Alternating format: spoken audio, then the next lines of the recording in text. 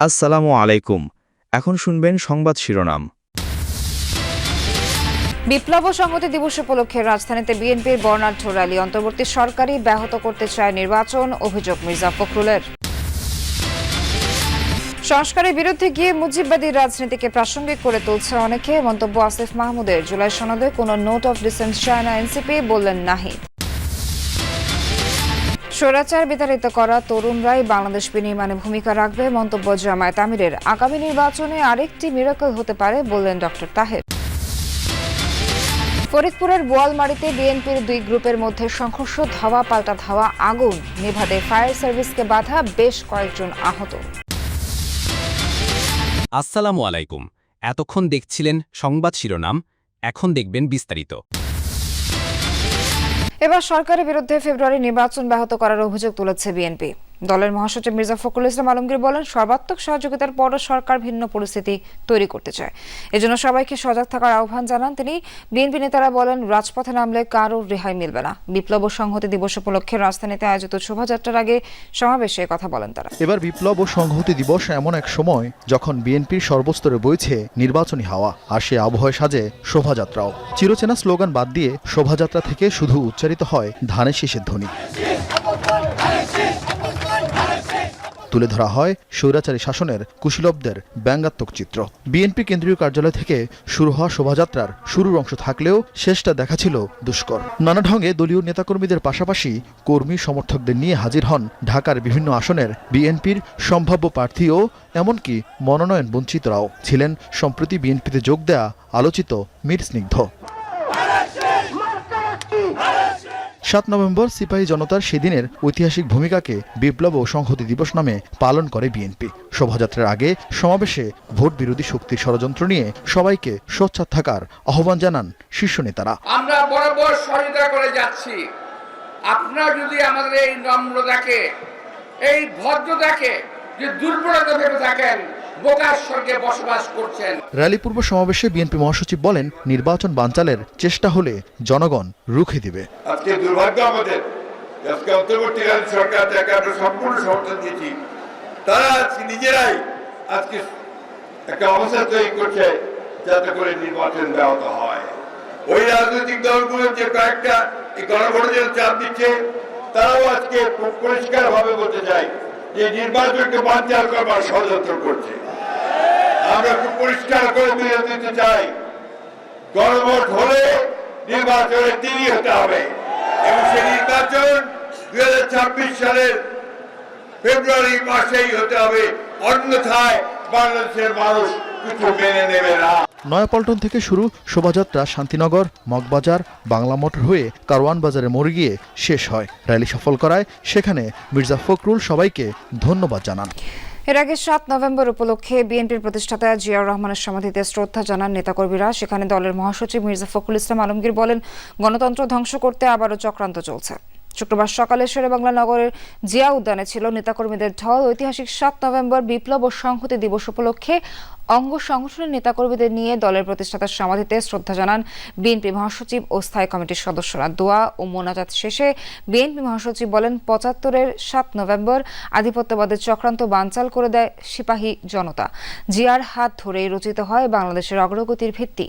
সংস্কারের বিরুদ্ধে গিয়ে অনেকে মুজিববাদী রাজনীতিকে প্রাসঙ্গিক করে তুলছে বলে মন্তব্য করেছেন স্থানীয় সরকার উপদেষ্টা আসিফ মাহমুদ সজীব ভুঁইয়া। শুক্রবার বিকেলে জাতীয় প্রেস ক্লাবে এক গোল টেবিল বৈঠকে এমন মন্তব্য করেন তিনি। বলেন, নতুন রাজনৈতিক বন্দোবস্ত খুবই জনপ্রিয় শব্দ, কিন্তু এই নতুন বন্দোবস্তের সুনির্দিষ্ট রূপরেখা দেওয়া হয়নি। স্বাধীনতার পরও আদর্শ রাষ্ট্র গঠন করা যায়নি বলেও মন্তব্য করেন আসিফ মাহমুদ সজীব ভুঁইয়া। বলেন, রাষ্ট্র পরিচালনার দায়িত্বে যারা ছিলেন তারা লুটপাটে ব্যস্ত থাকায় 1975 ও 2024 এই দুই সময়ে একই চিত্র দেখা গেছে। পররাষ্ট্রনীতির প্রসঙ্গে তিনি দাবি করেন, জিয়াউর রহমান ছাড়া কেউ নতুন কিছু দিতে পারেনি। বিএনপি আওয়ামী লীগ কেউই সন্তোষজনক পররাষ্ট্রনীতি প্রণয়ন করতে পারেনি বলেও জানান আসিফ মাহমুদ। চলমান বিচার প্রসঙ্গে উপদেষ্টা বলেন, শেখ হাসিনার বিরুদ্ধে 13 নভেম্বর রায় হওয়ার কথা। এ কারণেই ফ্যাসিবাদী শক্তি লকডাউন ডেকেছে বলেও জানান তিনি। রাজনৈতিক দলগুলোর মধ্যে বিপ্লবের যারা স্টেক হোল্ডার, তাদের মধ্যে কেউ কেউ সংস্কার বিরোধী রাজনীতিটা করলো, মানে এটার আউটকামটা আসলে দেশের জন্য কি আসলো, এটা একটা প্রশ্ন। আরেকটা প্রশ্ন থাকে যে এই যে কেউ কেউ দেখলাম আমরা রিঅ্যাকশনারি পলিটিক্সে ঢুকে গেল এবং এই রিঅ্যাকশনারি পলিটিক্সে ঢোকার মাধ্যমে তারা মুজিববাদী রাজনীতিকে আবার প্রাসঙ্গিক করে তুলল। জুলাই গণঅভ্যুত্থানে অংশীদারদের আগামী জাতীয় সংসদে থাকা উচিত বলে মনে করেন জাতীয় নাগরিক পার্টি এনসিপির আহ্বায়ক নাহিদ ইসলাম। দুপুরে রাজধানীর বাংলা একাডেমিতে ইউনিভার্সিটি টিচার্স ফোরামের আত্মপ্রকাশ অনুষ্ঠানে কথা বলেন তিনি। দ্রুত জুলাই সনদ বাস্তবায়ন করে প্রধান উপদেষ্টাকে নির্বাচনের আহ্বান জানান তিনি। বলেন, সনদে নোট অফ ডিসেন্ট রাখা যাবে না। বাংলা একাডেমিতে আত্মপ্রকাশ হয়েছে ইউনিভার্সিটি টিচার্স ফোরামের। এতে প্রধান অতিথি ছিলেন জাতীয় নাগরিক পার্টির আহ্বায়ক নাহিদ ইসলাম। ইউনিভার্সিটি টিচার্স ফোরামের শিক্ষকরা শিক্ষা খাতে বেশি বাজেট বরাদ্দ সহ নানা দাবি তুলে ধরেন। অনুষ্ঠানে এনসিপির আহ্বায়ক নাহিদ ইসলাম বলেন, শিক্ষকরা গণতন্ত্র প্রতিষ্ঠার জন্য লড়াই করে যাচ্ছেন। তিনি আরও জানান, গত 16 বছরে শিক্ষা ব্যবস্থা ধ্বংস করা হয়েছে। শিক্ষা প্রতিষ্ঠানে দলীয়করণ না করারও আহ্বান জানান নাহিদ ইসলাম। ফ্যাসিবাদী কাঠামোকে বিলোপ করে একটা গণতান্ত্রিক বাংলাদেশ প্রতিষ্ঠা করা, মাত্র 6টি কমিশন যেগুলো নির্বাচনের সাথে সম্পর্কিত। স্বৈরাচার বিতাড়িত করা তরুণরাই নতুন বাংলাদেশ বিনির্মাণে ভূমিকা রাখবে বলে মন্তব্য করেছেন জামায়াতের আমির ডক্টর শফিকুর রহমান। বলেন, বিশ্ববিদ্যালয়ের উন্নয়ন প্রকল্পে ছাত্র প্রতিনিধিদের ভাগ বাটোয়ারার সংস্কৃতি থেকে বেরিয়ে আসতে হবে। দলটির নায়েবে আমির ডক্টর আব্দুল্লাহ মোহাম্মদ তাহের বলেন, আগামী নির্বাচনে আরেকটি মিরাকল ঘটবে। ঢাকা বিশ্ববিদ্যালয় সহ 4টি বিশ্ববিদ্যালয়ের কেন্দ্রীয় ছাত্র সংসদ নির্বাচনে জয়ীদের সংবর্ধনার আয়োজন করে ছাত্র শিবির। অনুষ্ঠানে ডাকসু ভিপি সহ অন্য নেতারা বলেন, চেতনা ব্যবসার আর কোনো সুযোগ নেই। আমরা বলতে চাই, নতুন বাংলাদেশে মুক্তিযুদ্ধ ইন্ডাস্ট্রির ব্যবসা চলবে না। একই সাথে জুলাই যারা চেতনা ব্যবসা করতে চাইবে সেই ব্যবসাও চলবে না। আয়োজনে জামায়াতের নায়েবে আমির ডাক্তার তাহের বলেন, বিশ্ববিদ্যালয়ের ছাত্র সংসদ নির্বাচনের প্রভাব পড়বে জাতীয় নির্বাচনেও। ইনশাআল্লাহ আমরা দেখছি, আমরা আশা করছি বিশ্ববিদ্যালয়ের যে রিফ্লেকশন এটাই বাংলাদেশ হবে এবং আগামী নির্বাচনে তারই প্রভাবে আর একটি মিরাকল হতে পারে। জামায়াতের আমির শফিকুর রহমান বলেন, ভবিষ্যৎ নেতৃত্বের জন্য তরুণদের এখনই প্রস্তুতি নিতে হবে। একটা পর্বত প্রমাণ, একটা হস্তিকে তোমরা এই সমাজ থেকে তাড়াতে পেরেছো, তোমাদের নেতৃত্বেই সেটা সফল হয়েছে। তোমাদের নেতৃত্বে ইনশাআল্লাহ আগামী নতুন বাংলাদেশ, বেটার বাংলাদেশ গড়ে উঠবে, এটা আমাদের প্রত্যাশা।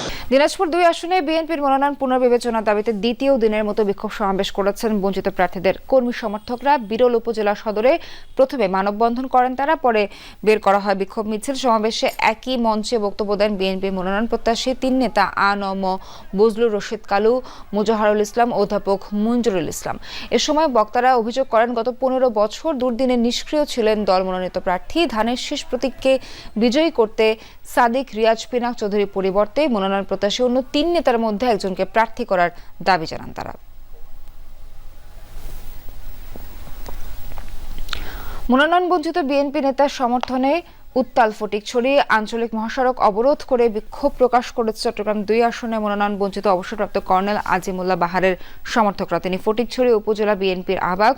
শুক্রবার বিকেলে হাটহাজারী খাগড়াছড়ির আঞ্চলিক মহাসড়কের বিবিরহাট বাজারে দলীয় কার্যালয়ের সামনে ও নাজিরহাট ঝংকার মোড় সহ বিভিন্ন অংশে অবস্থান নিয়ে বিক্ষোভ কর্মসূচি পালন করে কর্মী সমর্থকরা।